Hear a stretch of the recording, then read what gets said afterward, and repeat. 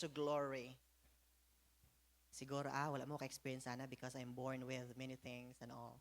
But in life, daghan tag aspect, phases of life. Ug naadyoy somewhere sa atong kinabuhi that we will encounter emptiness, nothingness, something na mag-trouble sa atua. And we're going to find it out this morning. May I request once again the congregation to please rise as we read the scriptures from John 2, 1 to 5. We're going to read it responsively, and we're going to read together verse 5. Let me go first. On the third day, there was a marriage in Cana of Galilee, and the mother of Jesus was there. And both Jesus was called and his disciples to the marriage. Your turn.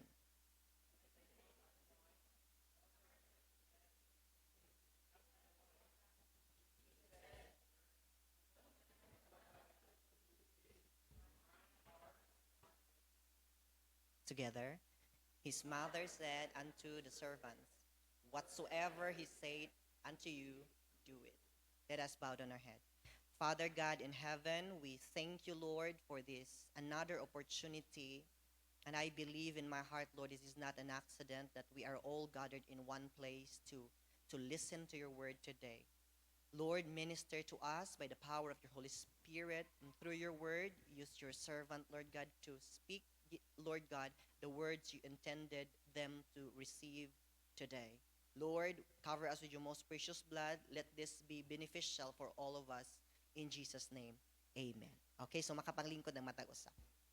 Now, halos tanan sa ato ang mga heroes of faith sa Bible, nga ato ang mabasa, natay mga heroes of faith, mga great people of God, from Genesis to the New Testament, mabasa nato that not all of them, but some of them started from being nothing, being nobody, insignificant sa ilahang society. Natay si Gideon, very insignificant. Gamay raman mi nga tribe, gamay mi nga family, gamay rapod ko nga tao. Natay mga different stories. And these, some of them, as I have said earlier, started from being nothing. And I would say nga, in order for us to experience God's goodness, kinahanglan pud ta mahimong nothing. O ato ipamaligya ang tanan natong kayamanan. I'm not saying that. But as I said earlier, naadyoy aspeto sa atong kinabuhi where we will feel empty. Nga bang, naa naman sa ako tanan, pero naay kulang. Naamang ko'y uyab, pero murag, kulang. Kulang pa ang uyab. Ayaw pa na ana. Okay, kanang, naaman ko'y pagkaon, pero na ako'y ginalong. Kanang some area gid sa atong kinabuhi nga, something empty. Napuno man kog mga tao nga komedyante, mga palakatawa, pero ang happiness nako, something is missing. Kanina na bitaw. So, i-relate na to karon siya sa atong kinabuhi. Now, on sa message, since atong i-highlight din na ang nothing o kining glory, ingon siya diha, nothingness simply means emptiness or powerless. Kana bitang powerless ta over a circumstance or an event sa atong kinabuhi. Such as muulan, powerless man gid na, wala gyud power. Ato makahangyo ra kita sa Ginoo nga Lord, pwede pa undangon ng ulan, pero powerless gid na. Ginoo ra gid gahom din naa. Refers to the state of non-existence, complete emptiness or absence of all things, including space, time, and matters. Apil lang kwarta diya sa matter.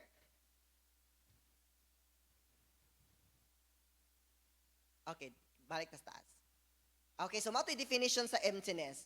Now, natay klase-klase nga emptiness ako nang ginaingon. Natay psychological, emotional, financial, social. Kana bang, naman ko ani nga mga butang, pero maulaw jud ko makikistorya tao.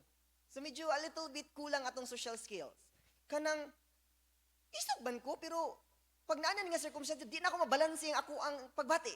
So emotional, no? Ang imong EQ.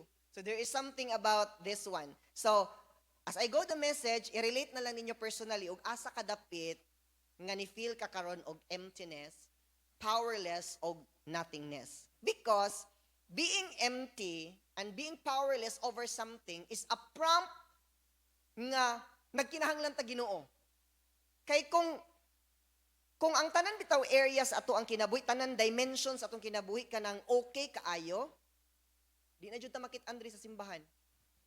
Wala na yung reason para mga lagad. Wala na yung reason to pray. I have all this. Good health man ko, perminti. Immortal man ko. Di naman ko maunsa. So wala naging reason.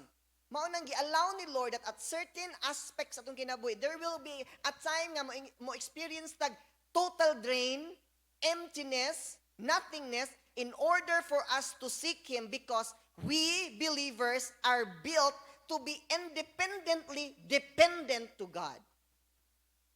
Kanang ang ato ang pagka-dependent kanunay gayud sa Ginoo.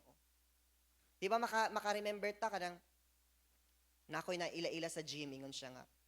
Pila pa imo edad? 23 pa ko, pastor. Pero grabe imong panglantaw sa kinabuhi, no, very matured na ka.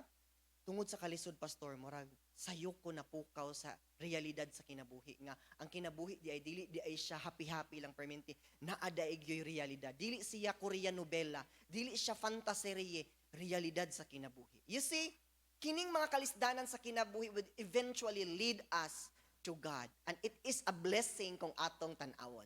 Now, we're going to search on the scriptures where in nothingness and emptiness comes Jesus. And when Jesus comes in that particular area in our lives, your life will never be the same. Let's start from John 43 to 51. Hangtod ni siya sa John 2, 1 to 9. Taasaan. This is a 1-year preaching. Atong humanon sa 30 minutes. All right, let's go on. Now, the day following Jesus would go forth to Galilee. Kaning Galilee, mauni siyang i-consider nato that the headquarters of the ministry of Jesus. Na born siya in, asa gani siya ng tao? Meow. Nala, Bible quiz, pildi ang BGC. Bethlehem, siya na. Sa Bethlehem, sa bread, means bread. Tapos, gi-raised siya sa nga lugar. Nazareth. Tapos kining Galilee, region ni siya nearby the city. So kung mauni siya ang, kamot na lang gamiton, kung mauni siya ang region sa Galilee, diri dapit si Bethsaida, lugar nila Peter, naa diri si Jesus. Mauni ang Nazareth, dool sa Kana. Kaning Nazareth is, hili ni siya, bukid, kanang remote ba?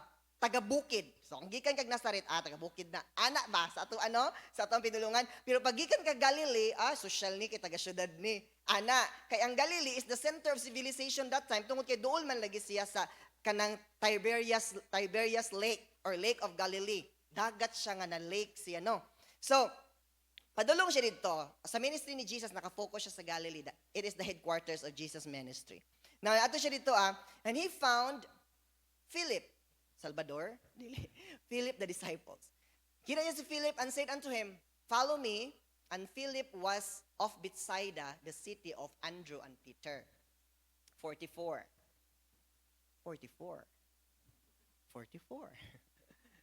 Touchscreen na nato ni. Dili mo lihok na. 45 na pod. Off, ano lang. 45 na tanak. Ubos na ita ako. Okay. So, Philip finds Nathanael. Kani si Nathanael, si Nate, igsoon ni siya ni Philip. And said unto him, we have found him, of whom Moses in the law and the prophets did write.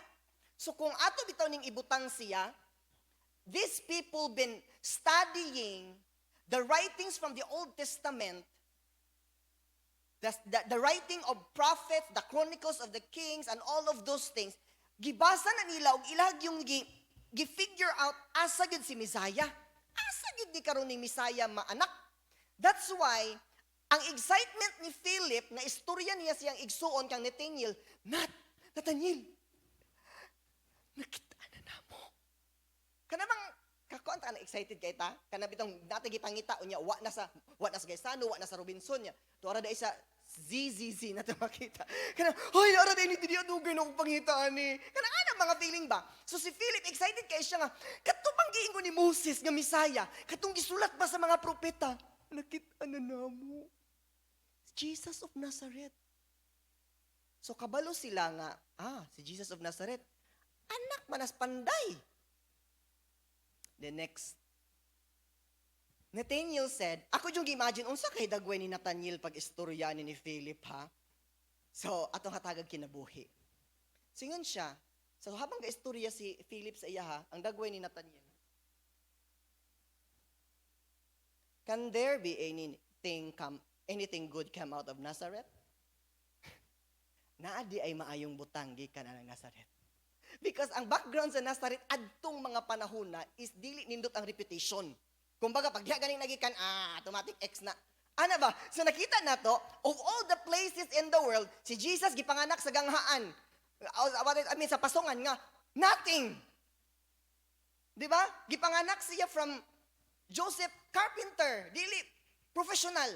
Unya karon gi-raised siya dito sa Nazareth from a place with no reputation, nothingness. Mao na ningon si Philip, ha? Na di ay maayong butang nga mugikan diha sa Nazareth. Ingon si Philip, akakapoy, di mo istoryahon, oy. Come and see. Siya. Dali, uban na gud ako. Next. And Jesus saw Nathanael come to him and said of him, behold, an Israelite indeed in whom is no guile. Kung ako ni, kung ako ni si Jesus, murag pabalang nga pagka-istorya, no? Pero kung imong istudyan ang personality ni Jesus is dili di ay siya. Pag ingon niya, behold, an Israelite indeed in whom is no guile, nakita ni Jesus that Nathanael indeed live an integral life. Kung unsa iyang kinabuhi sa private life, maupod iyang kinabuhi sa public life. Are we learning from Nathanael? Inani ba itong kinabuhi? Hi, good morning, hello. Pag abot sa balay, rawr! Ano ba ta? So, murag dita si Nathanael na, so i-learn na to si Nathanael. Okay na. We are all learning. Nagatuon tang tanan from glory to glory. Amen ba? Okay, salamat Lord kani amen. Next na tanak. Now, Nathanael said unto him, whence knowest thou me? Jesus answered and said unto him, before that Philip called thee, when thou was under the fig tree, I saw thee. So kaganina, doubtful kay si Philip, murag di siguro, Nazareth, Messiah, gikan sa Nazareth, I don't think so. Now, niingan si Jesus, before ka, so wapa ka gitawag ni Philip, imigso, nakita ta ka ilalom sa punuan sa higera. Next. Nathanael answered and said unto him, Rabbi, thou art the Son of God, thou art the King of Israel. Nakita niyo ang transition? Gikan sa tao nga kaistorya ni Jesus Christ nga walay pagtuo niya, to accepting as a teacher, not only as a teacher, but recognizing the deity, His divine personality in Him, and the King of Israel. Tanawag, grabe ka paspas ang transition from a person who, there's nothing good that will come from Israel to, Rabbi, you are the Son of God, the King of Israel. So, ingon ani di ay ka-radical ang change na mahitabo sa usa ka tao when you encounter genuinely the person of Jesus Christ. It can never be faked. Ang worship nato, pwede pa na nato i-fake. Ang atong pagkakristohanon, pwede pa na ma-fake. But the encounter of the presence of Jesus Christ will never be fake. It will produce, it will change you radically. Tanawa yung confession. I-confess ni Nathanael, gitawag na siya og hypostatic union. The hypostatic union means that the human part of the humanity and the deity of Jesus Christ in one person and mixed together. He is God, He can walk on water. He is human, He is thirsty. He is God, He can feed the 4,000 and 5,000 with bread, but He is human, He felt hungry. But they are unmixed for all eternity. 100% human, 100% God. That is hypostatic union. Next, Jesus answered and said unto him, because I said unto thee, I saw thee under the fig tree, believest thou? So karon kay niingon man ko nga nakit-an ta ka, so nituo na ka, thou shalt see greater things than this. Sa Old King James Version, kanabitang first, thee and thou, dako kay na siya nga importanteng sa pagtuon na to, mao na gina-encourage ta mo kung magbasa ta, lisod man siya, basahan kay believest, wouldest, thouest, mga inana, no? Pero kanang kung word nga di, singular, kanang thou, plural. But pasabot, pag istorya ni Jesus Christ, nagtuo man ka no, sa akong istorya sa imo Philip, kung mutuo mo, but pasabot, na otro ang audience, from speaking to Philip alone, karon ingon siya thou shalt see greater things than this. But pasabot, kutob sa audience niya nga naa atong panahon na ingon siya, kung mutuo mo, dagko pang mga butang nga ang inyong makita kaysa ani. Okay? So later on, makita na to unsa man ang dakong butang nga iyahang gipakita. Makita na to na sa chapter 2. The next. Verily, verily, ingon siya, assuredly, I say unto you, hereafter ye shall see heaven open, the angels of God ascending and descending upon the Son of Man. Pero all throughout the New Testament, wala man ni siya na nakita nato nga nahitabo sa kinabuhi ni Nathaniel. What is this? Kadumdum atong si Jacob ni ran siya tungod kay hadlok siya nga patyon siya siyang igsoon si Isaac kay gikawat niya. Nakawat niya ang birthright. So niadto siya sa wilderness, nag-lodge siya dito at nag-dream siya. Pag dream niya, kita siya angels na nagsaka naog. Kang Nathaniel ginarrate nag-utro sa Ginoo. What is this? We know that the angels, nagtuo ba tang angels? Ingon pa sa Hebrews, according to Hebrews, ang mga anak gid kuno sa Ginoo, na gid kuno na ministering angels. At least one. Oh, so wow kayo kung nakay two. Unsa may trabaho ni mga angels? They are primarily messengers. Kung naay message si Lord from God to the history of man, ipanaog niya through the angels. Sa pagbuntis kang Jesus ni Mary, through the angels. Kung magpadala po siya og judgment, pinaagi po sa angels. Kung magdala po siya og mga katubagan like Daniel, pinaagi po sa angels. So, what does it mean? Kay nituo man ka, the heavens will be open and you will see angels ascending and descending. Bagbisi ang mga anghel sa imong kinabuhi. Nga naman, kay pag nutuo ka, ang katubagan sa imong mga pag-ampo, saka naog ang mga anghel dalon para nimo. To those who will believe. Dili ta excited, ana? Nga wow, kung nituo na dita kang Ginoo, the heavens is open dahil for us na atay diretsyo nga access and the angels will be bringing answers to our prayers. Amen. Di ba si Daniel? For 21 days, ang iyang anghel nakigbugno to the king of Persia, nagdalag tubag, pero 21 days pa niabot kay nakiglaban pa dito sa principalities of the air. So that would be another doctrine for the angels. Next. Now, unsa man nga greater things karon? Now, after 3 days, next na ta. Maurag hapon ni nga mga, ang uban ha, ang disciples, nag-uban na ni kang Jesus. The third day, there was a marriage in Cana of Galilee. Kanang Nazaret, dool na siya sa Canas. Isara na sila ka region, kumbaga, isara ka karagahan, ana. The mother of Jesus was there, and both Jesus was called and the disciples to the marriage. So si Jesus o ang disipulo, giimbita sa kasal. So kung iimbita gani mo kasal, ayaw na mo pang imbita lain. Culture nato no nga kanang ikaw ang giimbita niya. Uy, ang hagad man to si Kuan, dara uban ta, isa ka barangay. Nga doon, labi na sa mga areas where I've been. Kay, na dyan ang culture. Isa rin mo gihagad na, tibuok yun na banay, uban yun, mga nandam yun ang nag-imbitar. Okay, so next verse. So, ingat siya din na ang story na ni sa kadtong water turned into wine. Maawitan ning natay kanta nga, water you turn into wine. Pero dili ba nato mabasa sa scripture nga Jesus himself said nga, I will turn this water into wine. Kadto ng wedding coordinator, siya na ang nag-ingon nga, uy, kalami ani nga wine. Mao nang natitlean siya water turned into wine. But later on, we're going to further learn about that. When they wanted wine, the mother of Jesus said unto him, they have no wine. Kung ako si Jesus, ano ako may muhang kung ano na madir, nga, bisita naman po ko. Bisita na ba sila sa kasal, di ba? Pero si Mary, dito siya nagpaabot kang Jesus sa iyahang concern. And it's right. Sa tanan na tong concern sa kinabuhi, asa na to ipaabot? Jesus, good. Now, they have no wine. Unsa may essentiality aning wine? Kanimang gong wine symbolizes the earthly joy. Kaya kung asa gani ang kasal party, na jud ang wine. Oh, you've been there. We all been there. Nga kung asa gani ang mga sa life nato before, dapat dili gid mawala ang alak, wine. Naagi something anak kay murag makapalipay man, murag ma-change imong mood. It will change your nervous system. Murag ang ma-happy na dayon ka, no? Hangtod nga mao lagi itong sa doctrinal gabi nga naputol hinuon ng ulo ni John the Baptist kay tungod gisayawan siya nya basi nakainom-inom na to, nahubog-hubog na to. Kay party man lagi to. So balik ta dira So karon nahurot na ang wine. Wala pa dingon dito. Wala nay kaldereta. Di lang tag lechon kay Jewish people man bawal man sa ila lechon. Wala ni kaldereta, wala ni papait.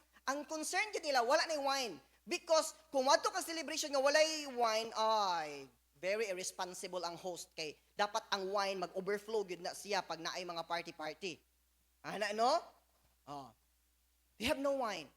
Jesus said unto her, kung kita'y magbasa ani makadag kawa may batasan.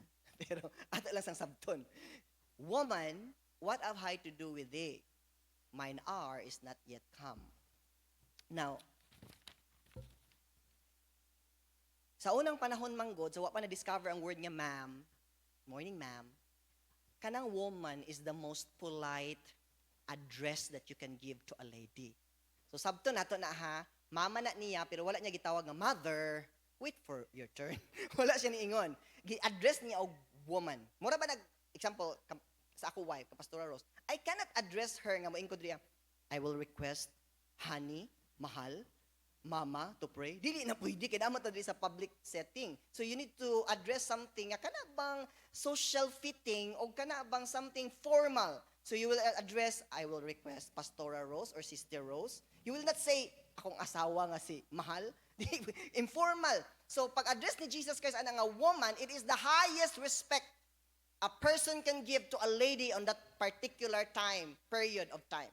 So masabtan nato nga ay dili day siya disrespectful siyang mama. Nag-respect gyud si Jesus Christ. At most respect ang iyang hatag. Then nasunod, what have I to do with thee? Wala pa. My hour is not yet to come. Kung ato nang basahon, murag kana nga verse, murag nagsulti si Jesus Christ nga, wala ko'y buhaton. Wa pa na akong panahon. Murag dili pa man oras, wala pa. Then pagabot sa next verse, his mother said unto servants, whatsoever he said unto you, do it. Sometimes, natin mga concerns, and our concerns are valid, kanang nakay balatian, that is valid. Kanang imuhang kaguol, that is valid. Tanan imong need, all those emotions, all those things, all those are valid. Ang pangutana, is it time? Kay, kung gi-desire na nimo, gipangayo na nimo, giampo na nimo, gifastingan na nimo, giludhan na nimo, gilakilakan na nimo, kung wala gihapon gihatag sa Ginoo, buot pasabot, it's not yet my time. Because when the time is right, the Lord will make it happen. Bisag di nimo pangayoon sa tama nga panahon, ihatag gyud na. Mao na niingon si Aisa Sigira. Pagdating ng panahon, baka ikaw rin at ako. Tanaw na ako si Lolo. Okay, sige, alright. So, whatsoever you do it. Usahay, God will not share stage. Dili ganahan si Lord yung makig-share og stage. Mao nang kang Mary nga time na wala pa akong panahon. But by the time maning back out, step back si Mary, nga ingon siya, buhata ang tanan niya nga gusto himuon. Pag next verse, nilihok na si Jesus. So kanus ada ay makita nato nga mulihok si Lord? By the time you step back, ayaw siya tabangi sa iyahang buluhaton sa imuha. Kay naa siya perfect plan for you. Example, kana nga tao, gusto na jud ka maminyo. Murag dugay man gyud kaayo, ako naning sagulan og pa-sexy. Kinahanglan ako mulihok, Lord, kay murag dugay, Lord. Murag tabangan ba nimo? Ayaw. Huwat sa tama nga panahon. Amen? There is a story of this young girl who really wanted to get married when she was 18. Lord, gusto na ako taas. Brown of hair, blue eyes, long, tippy nose. Basketball player akong gusto. Pag-abot niyang 20, wala pa.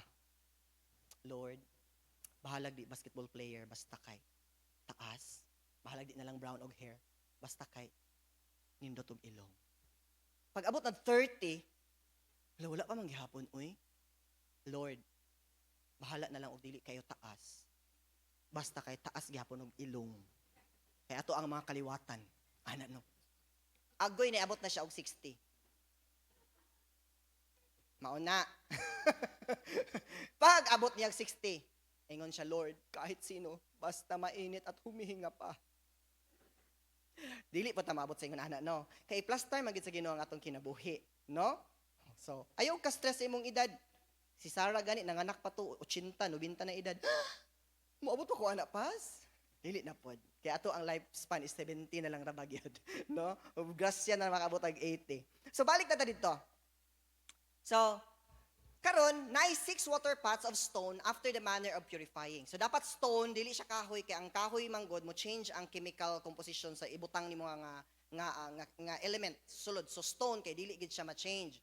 Karon kaning gamit aning 6 water pots kanang for purification. Kana bang panghugas nila to purify themselves. Example ang woman nag-menstruation siya. I-separate man siya. After 8 days nga cleanse na siya, dito siya makuha sa water pot pang-clean niya. So it's a matter of purification. Now karon ingon si Mary, whatsoever he says to you, do it. Sa panahon nga empty na atong kalipay, the wine, wala na'y wine, wala na'y sulod ang wine, na'y usa ka butang nga dapat adabuhaton. Do whatsoever Jesus said. Kay kanang panahon sa ato ang nothingness and emptiness, mauna ang panahon nga kapoy kaayo mo ampo. Kapoy kaayo mo dayig. Kapoy kaayo mo simba. Kana bitaw nag-ampo kasi mo sakit sa imong tiyan ninyo wa kaayuhay. Mo gud na mo simba pagka Domingo dayon. Kana bang naa ka sa imong gibati nga wala gitubag? Kana bang ang imong utang nga bayranan wa paghihapon na di na ka mo simba kay wa na minaw Ginoo? Kana ba nga feeling ba? Pero ingon si Lord, do whatever Jesus said. Naunsa may giingon ni Lord? Ampo. Way lami ampo? Ampo gani. Way lami ikanta? Kanta. Do whatever He says. Di naman ta kinahanglan istoryahan pa na. Balik again and again. Giingon naman na sa word ni Lord. Pray. If anybody of you nagproblema, pray. If anybody of you malipayon, din kanta. You see? So in our time of emptiness, there are things nga pwede nato buhaton. Ingon siya, next verse. Jesus said unto them, fill the waters with water pots with water. They fill them up to the brim. Ano saan ang brim? Sa bakba. Punag yun siya sa bakba. Maunang sa panahon sa atong problema, puno na to atong bakba sa mga pagdayig. Sa panahon sa kawaladon, ayaw sa kingog, wala. Istorya nimo ang iyang pagka maayo. Sa panahon sa balatian, ayaw sa kingog, aray. Suwayig, hallelujah, kay maayo ang Ginoo. Bot pasabot, nga sa panahon sa atong kalisdanan, kawaladon, emptiness, nothingness, instead of filling our mouths with negative and spitting out negative things, we need to fill our pots with what He says to be filled to the brim. Hangtod mapuno ang imong baba sa mga pagday. Amen. Nahimo ni mo na, Pastor? Of course, kitang tanan nag-learn taaning tanan. As I am teaching you the word of the Lord, it doesn't exclude me from the things that happens into this world. Kitang tanan nag-experience ani from time to time. Amen? Kay kung wala na, di na ta ma-experience ani, di na kita manginahanglan Ginoo. Unya kung perfect imong kinabuhi, nako, mao na siyang panahon nga mobalik na ta sa himaya. Next verse. Dito sa ta sa katong pwede ta mo atras gamay, Carl. Okay. Isa pa. Okay. Kana bitong gigamit nila nga sudlanan katong water pots for purifying. Nindot kay ang message. Why? Gipuno nila og tubig, unya giserve to nila. Gigamit to siya for external purification. But Jesus wanted us to be cleansed from the mouth inside. Kay pag inom nila adtong water nga giserve, it will cleanse them from the mouth, from the tongue. Ang una gyud nga mudawat sa tubig ang dila man. Jesus wanted us to clean our mouth to the inside, and it will reveal from the inside out. So dili lang ang external nga uy, Kristohanon man ato ang porma, murag nindot man, but how about the inside? Ingon pa bitaw ni Jesus Christ, oh you hypocrites. Nindot kayo sa gawas, pero your inside is full of bones. And mauning gusto ni Jesus Christ nga himuon to cleanse them by serving them that water turned into wine. Next, ato na ta sa 9.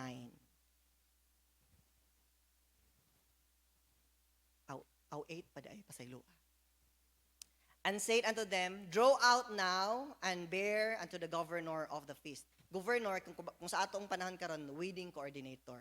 No? So ang wedding coordinator manggod, kabalo siya tanan unsay naa. Pero didto gidala sa servant. Kani nga miracle walay lain na kahibalo. Jesus, the servants and the disciples. Wala nakabalo ang mga attendee sa wedding ug unsay nahitabo. Okay? The next. And when the ruler of the feast had tasted the water that was made wine, and knew not whence it was. Hala, asa man gikan nga na-check naman to nako tanan ganina nga mga imnunon. Wala man ni nako na-check ganina. So yang gitawag ang bridegroom. Asa man gikan ning kuan imnunon. Next verse na tanak. Ngayon siya, every man at the beginning does set forth good wine, and when the men have drunk, hubog-hubog na, mao pa to ipagawas tong bahal. So, ang unang nga pagawas tuba, pagka medyo lipong-lipong na, bahal na. Kung sa atua pa na nga pinulungan, wa pa to nauso tong mga labeled nga mga imnunon. And that which is worse, but thou hast kept the good wine until now. So inana ka maayo si Lord, nga from our nothingness, as we recognize Him, iyatang dalon dito sa lugar nga nindot ang atong matagamtaman. Amen. Next, verse 11. This is the beginning of miracle did Jesus into Cana of Galilee and manifested forth His glory, and His disciples believed on Him. Huh? Mao pa dituo to yung mga disciples? Dili. Nagtuo na to yung mga disciples. Pero sa diyang nakita nila ang milagro nga nahitabo, nadugangan ng ilang, murag pareho ba sa ato tanan ba? Nagtuo naman ta sa Ginoo. Lahi-lahi laglibel. Karon, naakay nasugatan ba? Nga kanang nakita jud nimo. Kanang example namatay. Unya ani mo pag-ampo, nabuhi. Di ba ang imong pagto? Hala, grabe mo. Tinuod jud ang ginuugad kay ang patay lagi nabuhi. Kani nga instance ilang kinabuhi, it stirred up, it leveled up their faith. Why? Kaya nga naman, small faith accomplishes small things. Great faith accomplishes great faith. Ingon bitaw niya ang pagtuo nga susama sa mustasa, pero wala nagpabilin nga susama sa mustasa. Mutubo siya ug pinakadako siya sa uban nga mga tanaman nga naa sa garden. Now, in times of nothingness, si Joseph, 12 years siya nga gidaog-daog ang iyang kinabuhi, no? Kung atong i-learn, Joseph the dreamer. 12 years nga gidaog-daog ang iyang kinabuhi. Pero usa ka butang, 3 times gibalik niingon siya didto, God is with him. Ha? God is with him, pero gibaligya siya sa mga igsuon. God is with him. Ha? Gibaligya siya dito sa mga merchants to Potiphar. Pero gibutang dito, God is with him. Gipasangin lang siya og rape o gilabay siya dito sa prisuhan. Ngingon gyapon, God is with him. Pag abot niya prisuhan, he experienced completely nothing. Di ba pag ato nakagprisuhan, even ang imong kaugalingong karapatan, even pag dispose mo ito, wala na privacy, makita ka sa kauban, so nothing. But then, Joseph becomes the second to the highest rank in the Egypt. Isa lang kaadlaw, giturn sa Ginoo. 12 years nga kalisdanan, giturn sa Ginoo in just one day. He did not apply for the job. Wala nang apply si Joseph nga magsulat kong resume mo, apply ko to be the second to the Pharaoh or second governor. Wala. Giturn sa Ginoo ang circumstance. What does it mean? If you have nothing here and you give it up all to the Lord and you step back, you give the Lord the time, eventually God will turn nothing into everything. When Moses encountered the Red Sea, pag abot ni Moses sa Red Sea, di takatabok.